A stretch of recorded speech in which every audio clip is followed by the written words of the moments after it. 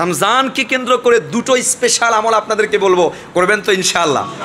এক number special আমল, সারা বছর তাহাজ্জুদের নামাজ হয় না, তাহাজ্জুদের নামাজ পড়তে পারেন না, ফজরের নামাজও পড়তে পারেন না, তাহাজ্জুদের সুযোগ হয় না, নফল ইবাদতের ভিতরে যত নামাজ আছে আল্লাহর কাছে তাহাজ্জুদের নামাজ সবচেয়ে বেশি প্রিয়।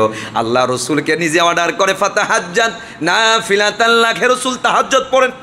আপনাদেরকে বলি সারা বছর তো পারেন না, রমজানে কমপক্ষে সেহরির সময় যখন ওঠেন 10টা মিনিট হাতে নিয়ে উঠবেন, 10টা মিনিট হাতে নিয়ে রমজানকে কেন্দ্র করে কমপক্ষে সেহরি খাওয়ার আগে বা পরে 2-4 রাকাত তাহাজ্জুদের নামাজ পড়বেন। তাহাজ্জুদের নামাজ পড়েন, আল্লাহর কাছে রাত কাঁদবেন, সেজদায় পড়ে কাঁদবেন, গুনাহ মাফ চাবেন, নিজের চাওয়াগুলো চাবেন। আল্লাহর রাসূল সাল্লাল্লাহু আলাইহি ওয়াসাল্লাম বলেন, তাহাজ্জুদের নামাজে আপনার চোখের পানি যদি জমিনে পড়ে, ওই পানি জমিনে পড়ার আগে আল্লাহ আপনার গুনাহগুলো মাফ করে দিবে।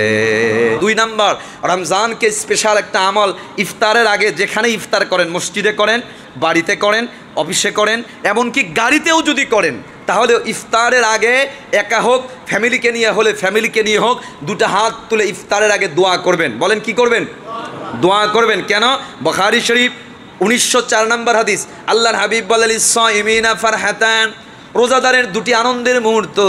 1 নাম্বার, ইফতারকে সামনে নিয়া, এই স্পেশাল মুহূর্ত বান্দা যখন খাবার নিয়া পানি নিয়া ইফতারকে ইফতার করে, আল্লাহর কাছে 2টো হাত তোলে, আল্লাহ তাআলা ফেরেশতাদেরকে নিয়ে গর্ব করে, বলে দেখ দেখ বান্দা সারাদিন না খাওয়ার পর আমি আল্লাহর সামনে, আমি আল্লাহর হুকুমের জন্য অপেক্ষা করে, খাবার সামনে, পানির সামনে, বিভিন্ন রকমের আইটেম সামনে, খায় না, খাবারে হাত লাগায় না, বান্দা আমার কাছে আবার হাত তুলে চায়, কি চায়? যা।